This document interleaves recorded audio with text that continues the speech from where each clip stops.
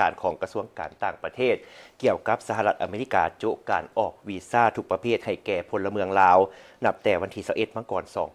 2026เป็นต้นไปอิงตามแจ้งการข่าวผ่านเว็บไซต์ของกระทรวงการต่างประเทศสหรัฐอเมริกาการจะตั้งปฏิบัติมาตรการเพื่อโจะการออกวีซ่าเข้าเมืองทุกประเภทของสหรัฐอเมริกา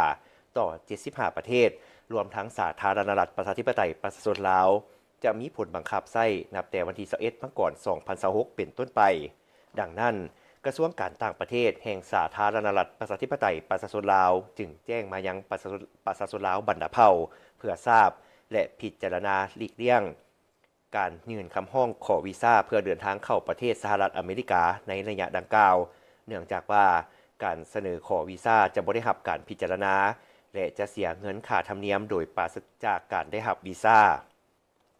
สำหรับพลเมืองลาวที่ถือหนังสือผ่านแดนการทูตและราชการซึ่งมีจุดประสงค์เข้าไปปฏิบัติหน้าที่การทูตทางการหรือเข้าร่วมกองประชุมสากลตามการเชื้อเชิญแม้นยังสามารถเดินทางเข้าประเทศสหรัฐอเมริกาได้อย่างปกติ